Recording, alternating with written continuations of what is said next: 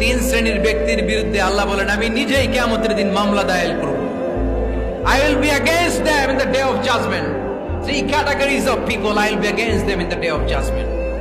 তিন শ্রেণীর লোক কিয়ামতের দিন তারা ছাড় পাবে না। আল্লাহ বলেন আমি নিজেই তাদের বিরুদ্ধে মামলা দায়ের করব। এর মধ্যে এক শ্রেণীর লোক হচ্ছে রাজুলুন ইস্তাআজারা জিরান ফাস্তাউফা মিনহু ওয়া লাম ইউতি আজরা। একজন শ্রমিক ভাড়া করে তার কাছ থেকে কাজ নিয়েছে কিন্তু তার পারিশ্রমিক আদায় করে নাই। এরকম আছে না নাই? দাপট দেখায় ইউনিভার্সিটির ক্যান্টিন গুলোতে, ইউনিভার্সিটির ক্যান্টিনে যে খায় মাগার বিল দেয় না, এরকম টাকায় দাসরা নাই। চায়ের দোকানে চা খায় পরে দিমু বিল দেয় না, আছে না নাই? দোকানে যে পণ্য কিনে বিল দেয় না, পরে দিমু, আছে না নাই? কিয়ামতের দিন আল্লাহ তোরে মাস্তানি ছুটাবে, চিল্লা এখন ঠিক কিনা?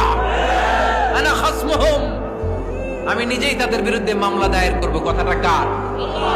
এজন্য বিশ্বনবী বললেন খবরদার, মেহনতি মানুষ, খেটে খাওয়া মানুষ, এদের দোয়া কবুল হয়ে যায়।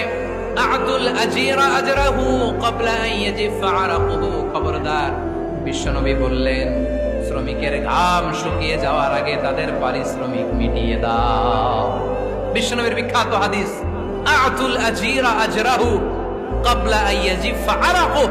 শ্রমিকের ঘাম মাটিতে লাগার আগে, শুকিয়ে যাওয়ার আগে তাদের পারিশ্রমিক মিটিয়ে দাও। কেননা তারা যদি বদদোয়া করে তোমার জীবনকে জাহান্নাম বানিয়ে দিবে কে?